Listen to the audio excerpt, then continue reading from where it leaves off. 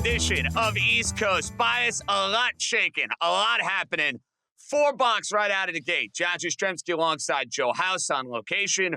Raheem Palmer from Las Vegas. We welcome in Anthony DeBundo as well as the NCAA tournament shifts to the round of 16. You got a bunch of games on Thursday, bunch of games on Friday. Then you'll have some regional finals Saturday and Sunday. So let's not waste any time. Let's get right to a bunch of these games and a bunch of the narratives and the storylines. Now that the dust is settled, Joe House, let's start with you on this one. Where do we stand about the vulnerability, perhaps, of one of these 4 number 1 seeds? They all dominated, for the most part, first 2 rounds of the NCAA tournament. I don't see all 4 going. We talked about that on Monday. Are we still where we were Monday, House, where you see Florida as the most vulnerable going into this thing? So it's a great conversation, and I especially like over the course of this week, sitting down and getting into these matchups, there was a little bit of like, do we really like a tournament where it's all chalk that goes through the first 2 rounds? Well, guess what? Now, with this Sweet 16, we really like that we have all this chalk in these games because these games are absolutely fascinating. Now, look, if past is precedent, the last 3 tournaments, number 1 seeds at this stage have gone 3-6 straight up. So if you are looking for the round in which a number 1 seed might go down, and Houston in particular, in each of the past 2 seasons as a number 1 seed, has lost right here at this juncture. But I'm not picking Houston to lose. The team that I think is indeed most vulnerable is Florida. And it has to do with the versatility of Maryland's Crab 5, JJ, arguably among the very best starting 5s in all of basketball. Maryland cannot play its bench, and Maryland cannot tolerate any foul trouble. So they need their big guys to not get super physical in the first half. They need a nice whistle. They can't have, if it's a tight whistle, Maryland's in trouble. But I do like the idea of Maryland's ability to play a versatile offense. They can go inside. They can go outside. The kid Rice has been very good from three-pointer. And if he gets 10 shots up, they're very good. So Florida, to me, is the vulnerable 1 seed on the board sitting here right now. Fascinating. Okay, Raheem, give me a narrative now, getting ready for the second weekend of the tournament, that you're looking to go after here as far as these games are concerned. I don't know if there's a narrative that I'm going with, but I have to say I disagree with House. I don't like Maryland in that game against Florida. I think the biggest thing is that Maryland only plays 5 guys. They're not a deep team. And you saw against Colorado State, they got dominated on the glass in large parts of that game. And I think this is a big step up in competition, a big step up in terms of who they're going to be taking on. And I think Florida's the more complete team. Like, they probably should have lost that game against Colorado State. Colorado State dominated large stretches of that game. So I think Florida is probably the play. And I think, Florida, they struggled in their last game against UConn, but that was UConn, and they have some championship medal to them. So I think this is probably a good buy low spot on Florida. I'm right there with you, Raheem. We talked about this, Anthony, when we did our comprehensive Sweet 16 Elite 8 bracket breakdown, which you can find, of course, on the Ringer Gambling Show. But, Anthony, are you in a spot now with Florida where you say, hey, they survived their white knuckler, UConn's battle-tested, they're going to look much better coming out here against the Maryland Terrapins? Or do you kind of look at it and say, ooh, little buyer beware? Yeah, I think that's had everything to do with the matchup. UConn runs an offense that's very intricate. They run a ton of off-ball screens. They make you kind of fight through stuff. They got their bigs in some unadvantageous situations. UConn did a really nice job in that game, keeping the game in the half court. Maryland, I kind of lean with Raheem here, where Maryland wants to run, but that's not how you beat Florida. Florida is one of the best transition teams in the country. And then with the whistle concern, if they get foul trouble, it gets a little dicey a little quickly. But with the number here, the one thing about Maryland is they've been very consistent this season. They actually haven't lost a game by 7 or more all year. And so they've been in so many close games. And I wonder some of what happened in that game, and Kevin Willard said this right after the game ended, finally we got one of those buzzer beaters to go our way.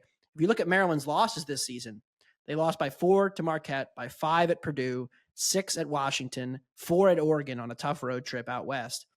They lost in overtime to Northwestern by 2. They lost on a last-second basket at Ohio State by 3. Michigan State at home by 3. And then on a buzzer beater by 1 to Michigan in the Big Ten semifinal. So they have not played a game where they've been comfortably beaten all year. So that, I guess, is the case for Maryland.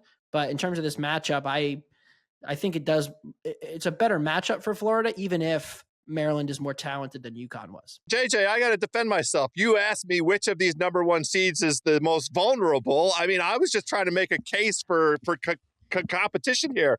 I'm not taking Arizona against Duke. I'm not taking Michigan against Auburn, and I'm not taking Purdue against Houston. So that leaves me Maryland against this Florida team. That's all. That's a fair point. I agree. Yeah. Well, I get it, House. I totally think the question we need to be asking is that, should we be playing all chalk? Because I think in the day of the NIL era, it feels like the rich are getting richer. And it just feels like, if you're, there's been a lot of talk about how there's not been a lot of upsets. Well, at this point in time, it feels like all the upsets are coming because they're taking guys from the mid-majors and they're going to the majors. So it's just like, are we going to see more chalk in the future? Are we going to see less upsets? Should we be playing Houston? I mean, you look at how favorites have done in this tournament, it just feels like there's value in taking some money line underdogs. Money line parlays. Yeah, I'll go back to what Will Warren wrote on his Substack right when the tournament came out. At an average of plus 36 adjusted efficiency margin, this is the strongest 1 seed batch in history. The previous record was 32. So by 4 points per 100 possessions, these 1 seeds, and this is reflected in the spreads. I mean, typically you get to the Sweet 16, you got 2 top 15 teams going at it. Maybe the favorite is -4, 4.5, like Duke, Houston last year. Houston was -4.5. And that was, and the number 1 power rated team was UConn, Houston. And so they were only -4.5. In this round, the shortest spread between the 1 seeds to these other seeds is 6.5. And so it is just inherently harder for the underdogs to win based on, Vegas isn't aware of this too, based on the numbers that are set. All right. We got 4 games on Thursday. Let's pick them. Let's give lanes the best of our ability. Is there any way, House, you can come and make the case for Maryland plus 6.5? Because I'm betting Florida. I think Raheem and Anthony DeBundo would lean on the Florida side. Would you be inclined to maybe grab 6.5 with your Terps? Definitely. I definitely would be inclined to do that. It's exactly the breakdown that Anthony gave us. He just walked through how Maryland tends to play close games. I mean, for sure, it's the case that Florida might get out and get running, and there are ways for Florida to win this game by margin, but I have no problem at all grabbing the points with Maryland in this situation. Okay, so that line's at 6.5. Anthony, are we maybe seeing some value if we want to get involved with alternate spreads from a Florida perspective? Yeah, I mean, we just made the case how Maryland hasn't lost any, big blowout games. So I guess it's kind of silly to say, hey, actually they could get blown out here, but there is a case, and it's just the foul trouble. Florida's going to put a lot of pressure on the rim, and if Maryland's bigs get in foul trouble, they could run into a lot of issues. Like they like to play drop coverage with Reese, the one big. So he's going to be under constant pressure at the rim. So if he picks up some fouls, then they put Queen in that area, and Queen's not as good defensively. And so you could see a path where if Maryland runs out of options and has to go deeper into their bench, Florida's got way more guys they could use. So does that lend itself to, maybe a Florida first half play? I don't know what the number is on that, but a lot of times when you see, foul trouble in college basketball, I mean, you have the guys sitting for, you have one of those guys sitting for the last 5 minutes of the half or something like that. So does that lend itself to, we're going to take Florida, we're going to root for them to get off to an early start, maybe get some guys in foul trouble because, look, in the NCAA tournament, in the last 5 minutes of an actual game, even if those guys are in foul trouble, they're going to be playing. But in the last 5 minutes of the first half, they might not be playing. So what do you think about that? Yeah, I think that's a good point. You see it a lot with these coaches that sometimes over protect their players. Now, Maryland's a little tricky because they don't have any, they're playing really no more than 7 guys. Like Geronimo will come in, but I think that's a good point. It's an astute thing. And that's something to watch even like live betting. Like if you will go back to Duke Baylor, Baylor was hanging around in that game. And then Norchad Omier, Baylor's only big because the other guy's out for the season. Once he got his third foul, they had no choice but to pull him.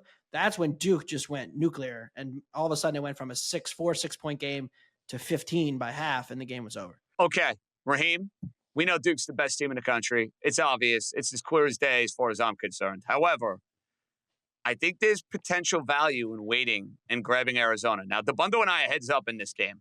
DeBundo is laying it with Duke. He has not thought twice about it. I think the backcourt of Arizona can play big in this game. Love has had success against Duke in the past, and maybe I'm just getting suckered into that narrative. But for you, Raheem, what would the number have to be?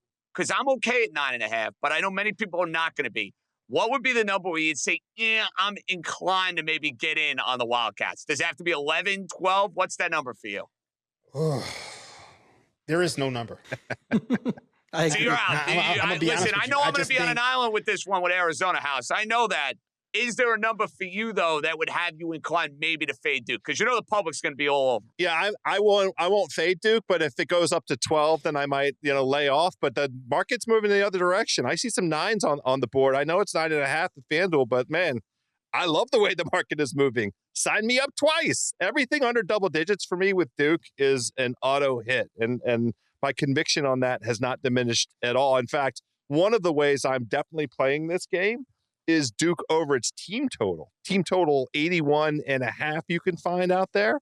And Duke has been, since, the return of Cooper Flagg, 93 points, 89 points.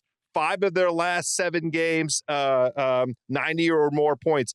Arizona plays at tempo, and Arizona is surrendering 80.5 points per game over the last 10 games. Let me have Duke every which way, including its team total over. DeBundo, you locked it in, I'm assuming? I did. I took a 9 last night. I'm fine with 9.5. The formula for Arizona every week, every game, is transition and rim. When they run and when they get to the rim, they're very, very good. They have a great front court. They can score. Duke is the best transition defense in the country and the best rim defense in the country. Malawach is probably the best rim protector in the country. With James, he can be potentially the Caleb Love stopper. And we've seen this matchup already. For everybody that wants to talk about Caleb Love when he was at Carolina 3 years ago, they played this year and Caleb Love was awful. He went 1 for 9 from 3 at 8 points. They got blown out. They lost by 14 at home. So I'm not there with Arizona. I thought even Baylor had a better chance of pulling an upset than Arizona does. Maybe I'll eat my words and my whole bracket will come crumbling down today. But I think ultimately this is going to be the Blue Devils in a row. All right, fair enough. Okay, we got 2 other games. House, I'll give you a dealer's choice. BYU, Bama, Texas Tech, Arkansas. Get Alabama favored around 5.5. You have Texas Tech, the Red Raiders, favored by 5.5. I give you a choice to play one of those 2 games. What's your choice? I prefer BYU. The Texas Tech Arkansas one feels a little bit scary to me just because of the impressive chemistry that's come together for Arkansas. I like Texas Tech. I like what they're capable of. Anthony made the point on Monday's show that Texas Tech has demonstrated us that they can win a couple different ways of styles of basketball, but I just want to stay away from Arkansas right now. I really love this BYU team. I really love their offense. They have the best offense in the country since mid-February, and I love the idea of a shootout with Alabama. 175.5 points is too many points. Just want to put that out there, but I love the idea of this being run and gun shootout. BYU absolutely positively can hang with Alabama in my humble estimation. Raheem. Yeah, I'm with House on this 100%. I like BYU with the 5.5. I think the biggest thing with Alabama is that they're a team that's reliant on their 3-point shooting, and they don't have a lot of defense. They don't have any defense, to be honest with you. And I think BYU, they're a very efficient offense. I think they're top 10 in offensive efficiency per KenPom. So I think they can hang with Alabama. If they can score with them, they have a real chance of not only covering this game, but winning outright. See, I like both plays, DeBundo. I know you're on both plays as well. I kind of like Texas Tech a little more. I just think they play a similar style Arkansas, and they got better players. And sometimes when it matches up that way, enough said. BYU, Arkansas, or BYU, Texas Tech, which one do you like more? Yeah, so the BYU defense is the big question, I think, in this matchup. Because we know what the BYU offense is. We know what the Alabama offense is. We know what the Alabama defense is or isn't.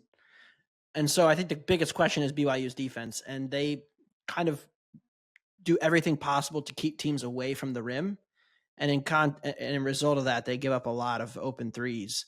So does Bama make them or not? Because, the other part of the Bama offense is Sears getting downhill. And when he's able to get into the lane, get to the rim, he's incredibly efficient, not just at finishing, but also getting those kickouts. And the driving kick game for Bama is lethal when it's cooking. He has not been a great shooter recently. So you question if something's off with him or if it's just a rough shooting patch. But ultimately, that's kind of the question in handicapping this game. I think if you like BYU, and I did take 5.5, but the more and more I look into this, I think money line is probably just better than 5.5 because there's going to be so many points that the points are worth less in a game like this. And it's going to be so variant upon does Bama make the open looks they're going to get, because there's going to be a lot of open threes on both ends in this game. We got a lot more coming your way. We'll get to the games on Friday. We have opening day and baseball to digest, and the Milwaukee Bucks may be, as Raheem likes to say, Larry Holmes status for the 2024-2025 season. A lot more coming your way. East Coast Bias, FanDuel TV, Ringer Gambling Show. We'll come right back.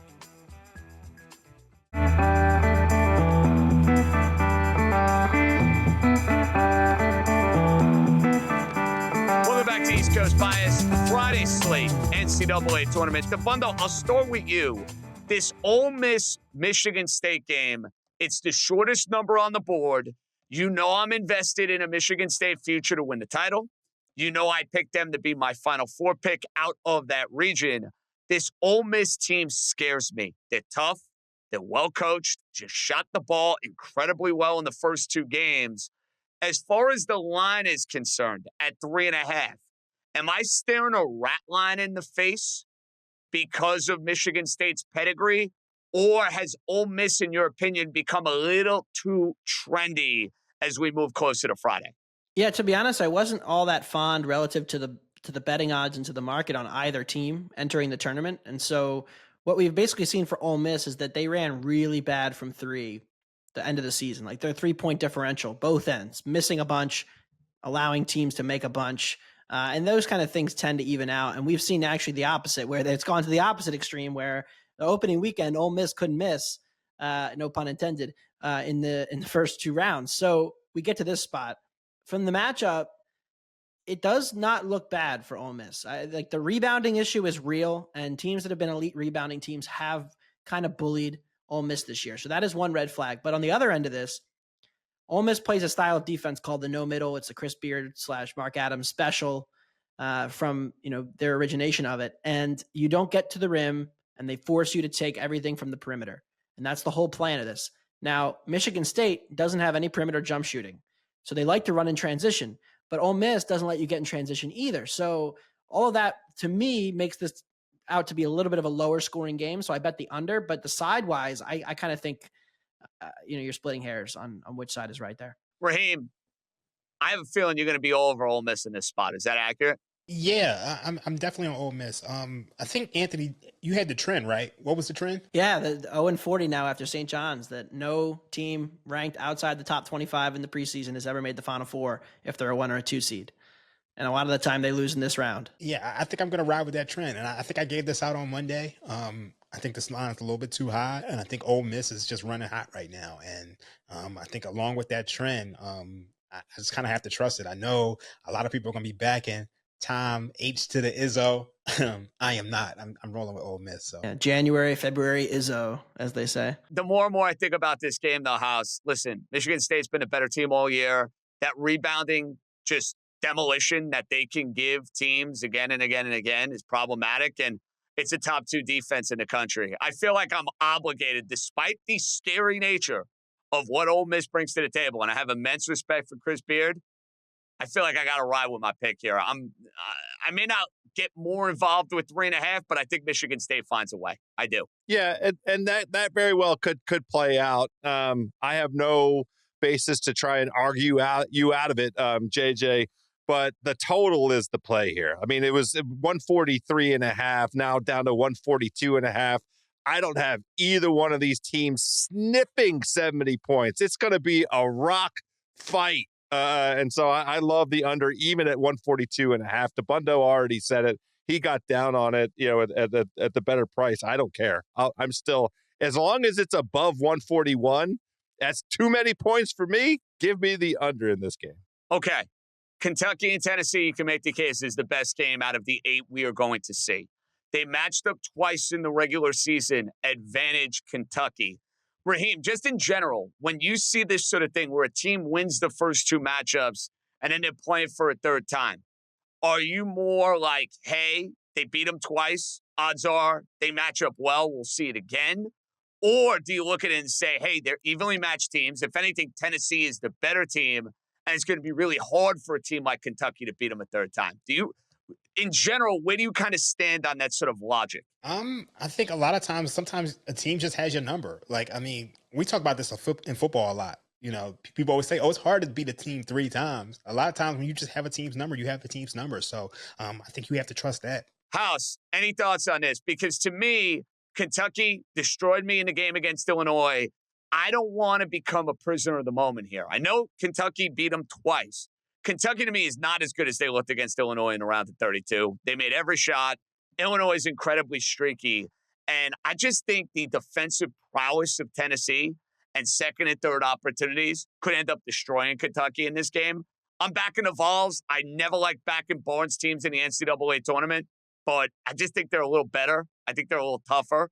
I'm laying 4.5 here in this spot. Yeah, this is exactly the conundrum, because my inclination based on the profiles and the idea of how hard it is to beat a team 3 times in a season would be to go in the direction of Tennessee. But man, that Rick Barnes factor, it's staring you right in the face. The dude's sitting right there. And he's coached so many good players over the years, but it comes tournament time. I don't want to lay any points with him. And Kentucky has been on the correct side of 3-point shooting variance. It could regress. This could be the game. The Tennessee defense is capable of that, but I like the idea of them being comfortable. The only thing that might mess this up, we've talked about it a little bit on Monday's show. What's the status of the rims in that gym, and what's the status of the basketball in that gym? Because we've seen some bouncy balls and some tight rims so far this tournament. Not just that, House, but we've also got the stadium effect. They're not playing this in Indianapolis at the Pacers Arena. They're playing this at Lucas Oil with half the gym cut. So it's like half a stadium that they're dealing with there. So I'm not sure what to make of it. I will say this. Kentucky beat them twice. Tennessee shot 14 for 63 from 3 in those 2 games, including 11 for 45 in one of them. Which, Kentucky had a game plan. They came in and they said, we're going to just put 5 dudes in the paint and go ahead, shoot, see what happens. So like you mentioned with the rims, the balls, and the stadium sightlines, this game is hard to figure out, because if Kentucky comes out and Tennessee hits a few threes early, then what, right? Do they panic? Do they change it up? If they keep missing, does it get in Tennessee's heads? Like, oh man, these guys beat us twice. They're just leaving us open and we can't make them. Kind of like what happened to Purdue when they lost to FDU a couple years ago, where they just kept bricking threes even though they were open. So this one is a complete stay away from me as far as the side goes, and I would lean with the under on the total just for that reason, with the uncertainty of all of the potential things with the shooting going downward, or if anything. All right, I'm glad you mentioned Purdue, because we got to wrap this college basketball convo up with 2 number 1 seeds, House. You have Auburn. Number has climbed dramatically in their matchup against Michigan. Michigan, who found a way against UC San Diego. Michigan, who was able to have a big second half against the Aggies of Texas A&M. They're in the Sweet 16. They have the former Florida Atlantic coach. They have their center from Florida Atlantic. So there's experience there. But then you're facing a team that's got size, that has defensive prowess, and that's just flat out better. Then you have Houston, Purdue. Out of those 2 favorites, if you had to lay one of them, are you laying it with Houston? Or are you laying it with Auburn? I am absolutely positively laying it with Houston. I love Houston in this spot. I especially have so much respect for Kelvin Sampson, and the fact that Houston has lost twice at this moment, the last 2 seasons as a number 1 seed in this round, that to me is the thing. He will have those kids so focused. I think they come in and blow the doors off of Purdue. It's one of my favorite bets on the board. I don't have a model for college basketball. I'm mostly an NBA, NFL guy. You guys know that. But Kenneth Massey has a model, and he has Auburn as 6.5-point favorites over Michigan. And he has Houston as 4.5-point favorites over Purdue. So I think that would lend itself towards taking Auburn.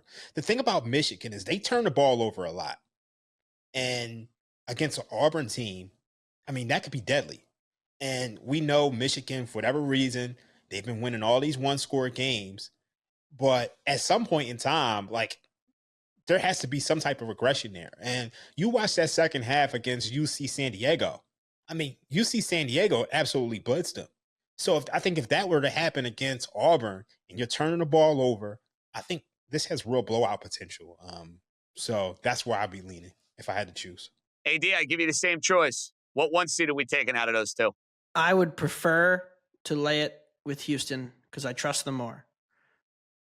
What I will say is that similar to what we just talked about with Tennessee and Kentucky, Purdue is going to try to pack the paint and dare Houston to be shooters.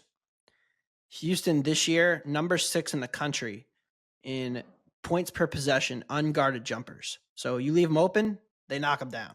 And I think that's a big red flag for Purdue because Purdue, they have no rim protection at all. So they've just decided we're going to pack it in and try to play defense that way.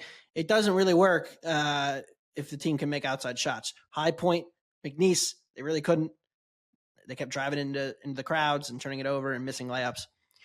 This is a big step up in class from McNeese and High Point to Houston and the physicality and the ball pressure. So it would be Houston for me, even though that's a lower total, lower possession game.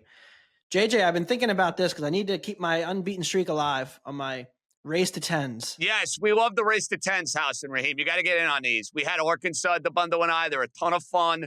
They're as degen as it gets, but we love it. So what do we think of our race to 10? BYU? So I got 2. So the BYU one is interesting because it's plus 5.5, but the market is well aware that the points are not as valuable in that game. So the race to 10 is like plus 102, which is, I mean, for a dog, no value. Great odds. No value. Yeah.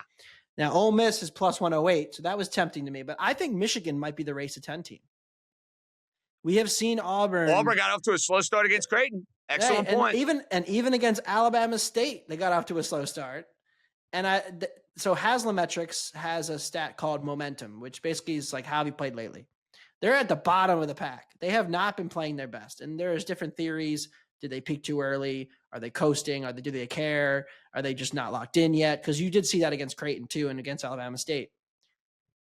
So maybe the run comes late first half, early second half. But what if we can get Michigan in to the window before? Michigan plus 140 race to 10, I think is going to be my official play.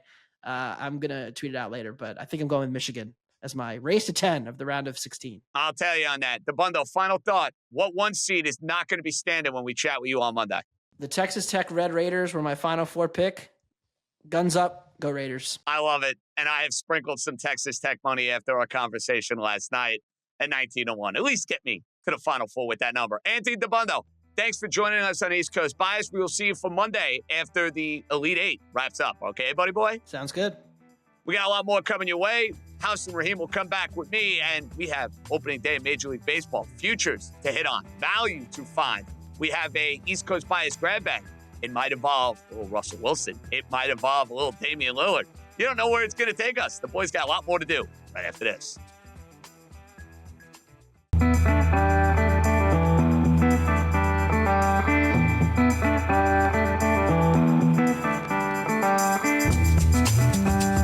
Welcome back. It's opening day, Major League Baseball. I'm excited to be at Yankee Stadium later on this afternoon for the Yankees and the Brewers. Juan Soto making his Met debut. Dodgers and Cubs already have played a couple of games in Japan, but the up-to-the-minute odds to win a World Series on FanDuel, Dodgers, no surprise, at plus 240. Atlanta at plus 850. Then you got a little bit of a logjam. Yankees, 9-1. Phillies, 10-1. Mets with Soto, 11-1. And then you got the rabbit hole a little deeper. Orioles at 16-1. Astros at 18-1. Simmons Red Sox, who I bet is an over, at 18-1. Rangers 19-1. And then we have a drop-off. So, gave the boys a little homework assignment today. Couple of futures. They could go with a win total. They could go miss playoffs. They could go for a team to win a pennant or a World Series. Take your pick. Joe House, you got two for me. Rock and roll. So I'm going with, in the first place, the Miami Marlins to have a horrendous season this upcoming baseball year. I'm playing under their 63.5 win total on the FanDuel Sportsbook. And I'm also sprinkling a little bit on Miami plus 490 to have the worst regular season record. Now, they have a formidable challenge in that department with the Chicago White Sox, who will be lucky to win 50 games, but Miami is going to trade their very best pitcher, Sandy Alcantara. He's excellent. They have a decent Major League Baseball quality caliber of pitching lineup, but I can't name. We have one hitter, Jesus Sanchez, and that's it. Nobody else on that team can hit. They are going to be in competition for the lowest number of runs scored all season long. So give me Miami under 63.5 wins. And then am I doing my both picks all at once, JJ? Yeah, give me both. Absolutely, yes. I'm sorry for this. I apologize in advance. This is the New York Yankees to miss the playoffs, plus 172. This is a function of the price. And I didn't get the best price because this price was closer to plus 200. But folks are taking a look at all of the injuries to that pitching staff. Some projections out there in terms of potential win total for the Yankees in that sort of 84 to 86 class. And I don't think that's enough to grab one of the 6 playoff spots. So at plus 172, it looked like a worthwhile bet for me. Those are my 2 baseball bets. Yeah, I had a feeling you were going to go with that Yankees under, and instead you make it that much worse because you take them to miss the playoffs. Okay, Raheem, you got 2 for me? All right, so I have 2. I'm actually going to give 3 because House stole my first one. You guys are just sipping the Yankee haterade. No, it wasn't the Yankees. It wasn't the Yankees. It was the Marlins. It was the Marlins, under 63.5 wins. And the reason I like that is because when you look at the rest of the division, they play the Phillies, the Braves, and the Mets. They have to play them 39 times. And all of those teams have win totals over 90. So if the Braves, the Phillies, and the Mets are all going to be good, and then the Nationals aren't, the Nationals beat the Marlins 11 out of 13 times last year. Where do the wins come from? So give me the Marlins under 63.5 wins. For my second one, I'm going to go with the Pittsburgh Pirates. Under. This was 77.5. I think right now on FanDuel Sportsbook, it might be 75.5. Try to find the best number you can, but I like the Pirates under 75.5 wins. We know Paul Skeens, he's an incredible pitcher, but who else do they have? The cupboard is pretty bare over there. So I'm going to give another one just because I want to leave you with a little bit more since me and House had the same one. I'm going to go to Cleveland Guardians. Minus 140 to miss the postseason. We know they traded Josh Naylor and Andre Jimenez. Class A is not the same guy. You saw that in the postseason. So I'm going to take the minus 140 to miss the postseason. Well, that's music to my ears, Raheem. We've done a bunch of these going back to February and March where I gave a few as best bets. Red Sox over 84.5. Cleveland Guardians under their win total. That has dipped a little bit. I'm going to add 2 more to the proceedings. Detroit Tigers. AJ Hinch, one of the best managers in baseball. They added to a team that made the postseason. They got a lot of young talent. I think they're going to win the American League Central. I got the Tigers over 83.5 wins. That's going to be a winning team. And then if you're looking for an under, I tried to see a couple of different ways I was going to go with this. I am actually going to look at the Houston Astros and play them as an under this year. With the loss of Kyle Tucker, with the team very much in transition, I'm a believer in the Texas Rangers. I'm a believer in the Seattle Mariners and their pitching staff. I think this is a retool regression year for Houston, and I think they'll fall under the 86.5 win total. And guys, for my way too early World Series pick, the Texas Rangers over the Atlanta Braves. I'm not coming on and giving the Dodgers out for a World Series pick. That's no fun. DeGrom is back. The Rangers can rake. They got a Hall of Fame manager, and they got a really good World Series price. You like that, Raheem? Rangers over the Braves. They're getting nuts. It just feels like the Braves are there every year, so I can't be mad at that. And I think that there's one team who can kind of compete with the Dodgers is probably the Braves. But what's the status on Acuna? He's going to come back. It's just not going to be in the first month of the year. Hey, bottom line, Atlanta can survive that. They survived last year, basically the entire year without him, and didn't make the playoffs. So National League, tough to find value with Dodgers, Braves, Phillies, Mets, all those top teams. I think if you want to find value for a World Series future, look in the American League and try to hit on one of those teams that's in that mid-tier type of range. Hope House is wrong on the Yankee to miss the playoff bet. We got a lot more coming your way. East Coast grab bag. Oh, yeah. What's coming? Football or basketball? Boys will find out right after this. All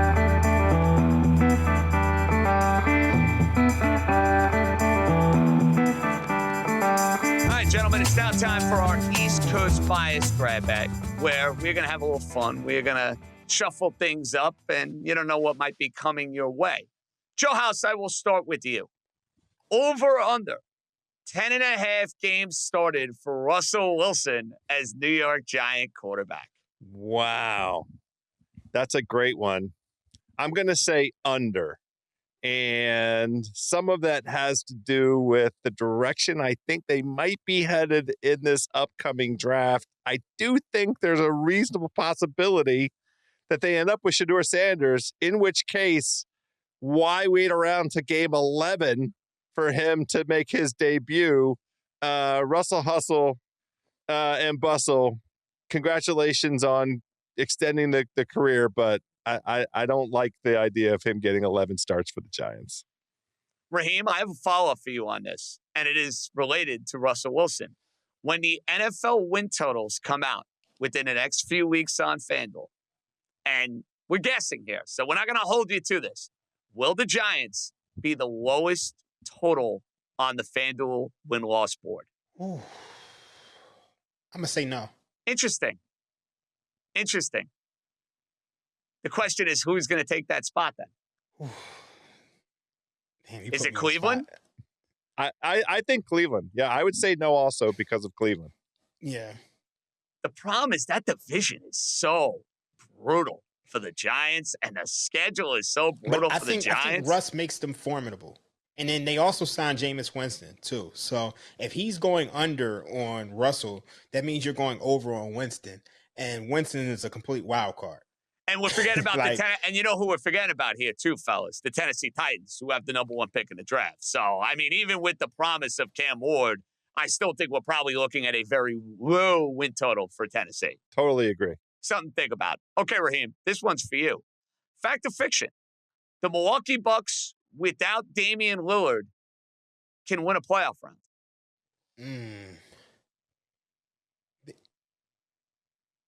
They can win one round. I think that's possible. Is there a preference for you with Indiana or Detroit?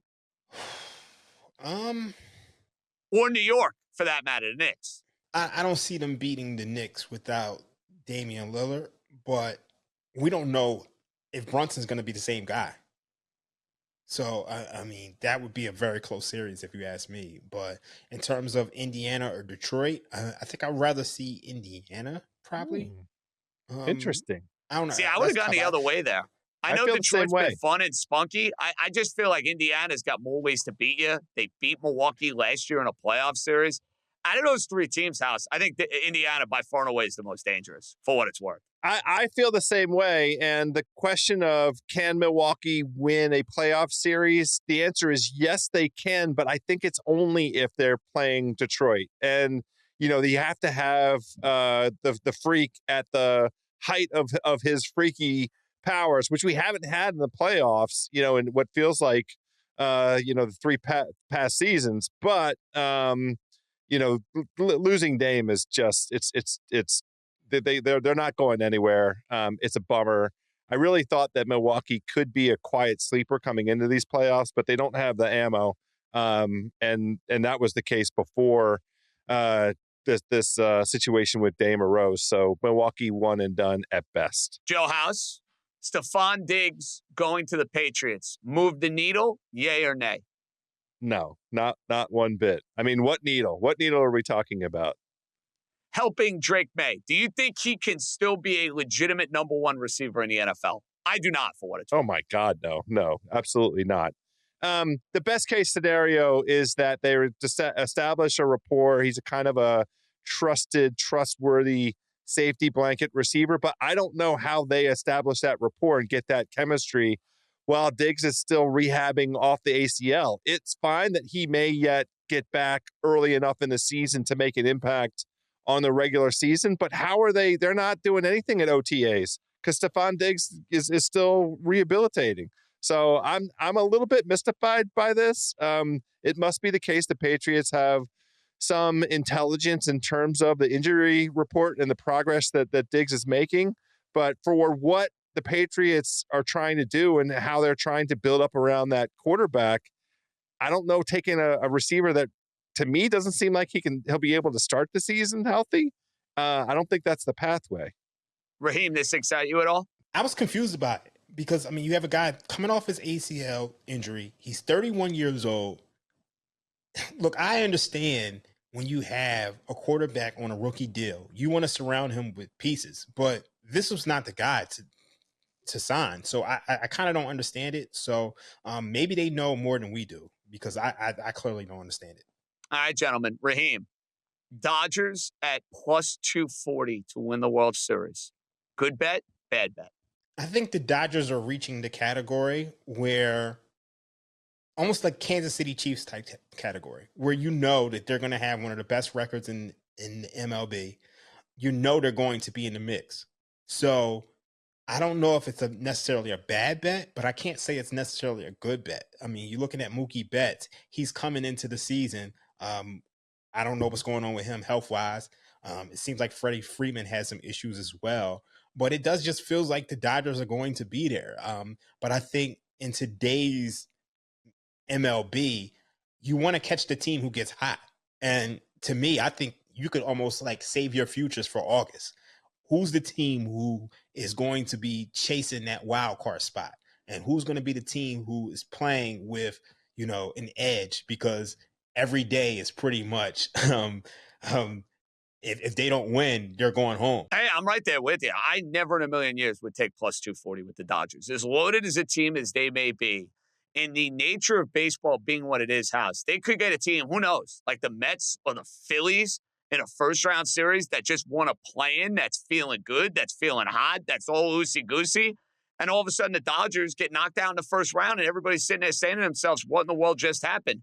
Unlike a sport like the NBA, for example, where you don't get that very often unless you're talking about a significant, crazy injury or unforeseen circumstances. You, in baseball, see that all the time. 240, let the Dodgers deal with some adversity. I'll catch maybe a better number in the summertime. I couldn't agree more. We are all in violent agreement on this proposition.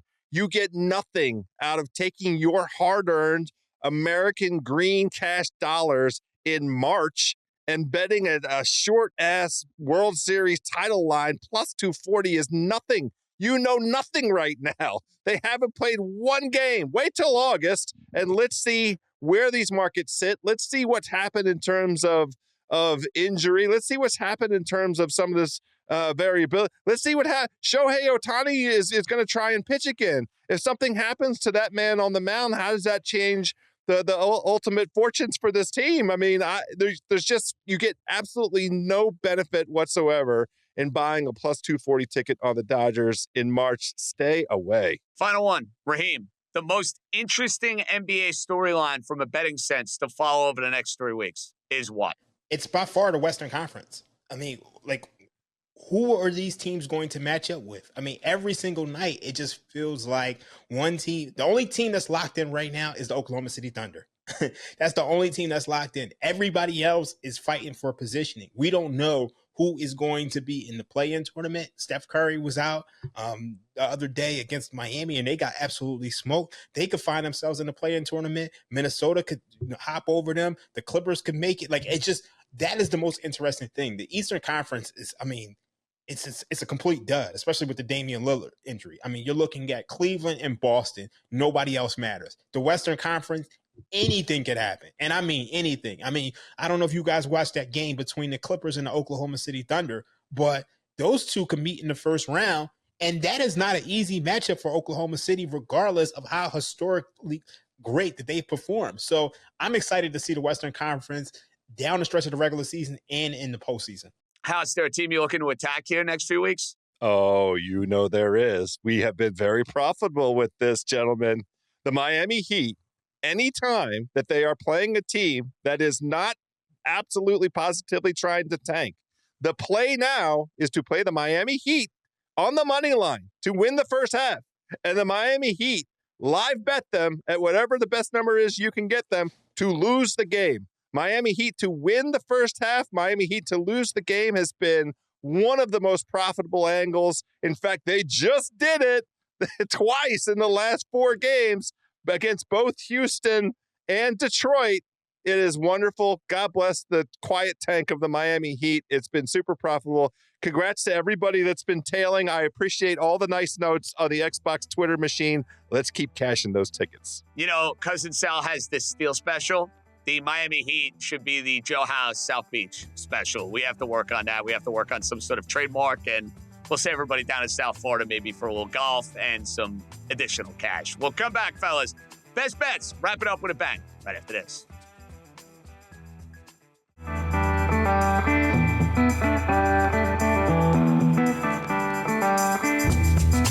Best bet time. Raheem, the floor is yours. Thursday, Friday. What are you looking at? What do you got? All right, I'm going to take a shot on the future. I can't believe I'm doing this. And the only reason why I'm doing it is because we don't have a lot of games to choose from. I'm not the biggest college basketball guy, but I just want a rooting interest in this because guess who has the 3rd ranked offensive rating over the last 2 weeks? It's the Chicago Bulls, scoring 122 points per 100 possessions. They are absolutely rolling right now. I don't know if you guys have been watching, but the combination of Josh Giddey and Kobe White, I mean, it's absolutely exciting. Right now, they are 7-3 in their last 10 games. They are in the 9th seed in the Eastern Conference playoff race. I think they got a good chance of passing Orlando and getting into that 8th spot. I'm going to take a shot on them to make the playoffs at plus 310. It's just for my rooting interest, just to have a little fun.